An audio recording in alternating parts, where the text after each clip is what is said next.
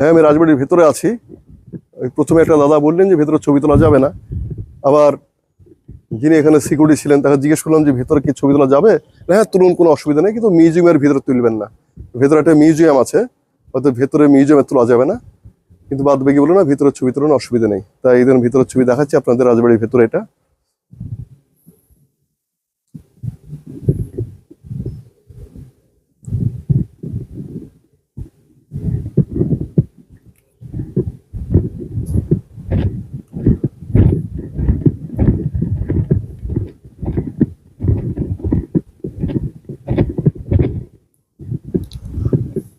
এটা রাজবাড়ির ভেতরে। এটা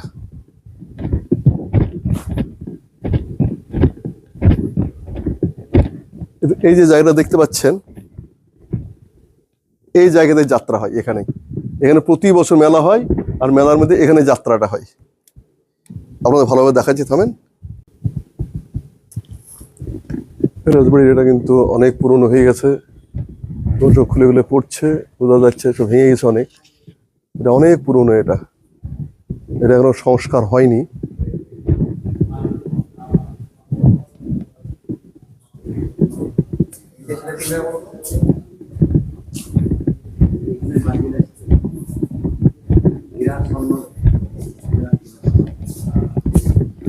এই সেই জায়গা, আগে বললাম যেখানে যাত্রা প্রতি বছর মেলাতে যাত্রা হয়।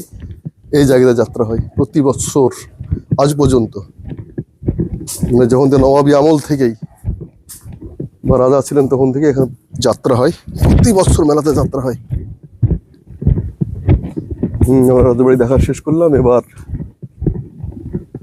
আস্তে আস্তে বাইরে দিকে বেরিয়ে যাচ্ছি।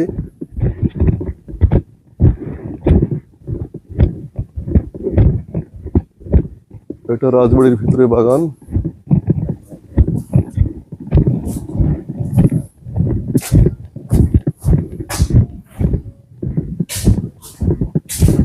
এই একটা ছবি পেয়েছি রাজবাড়ির ঢোকার গেটে, তো খেয়াল করেনি হয়তো।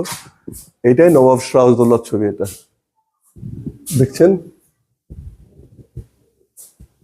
বাংলার শেষ নবাব।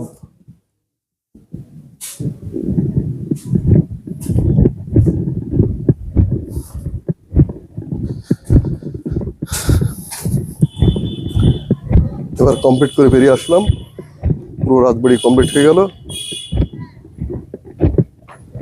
শেষ করছি।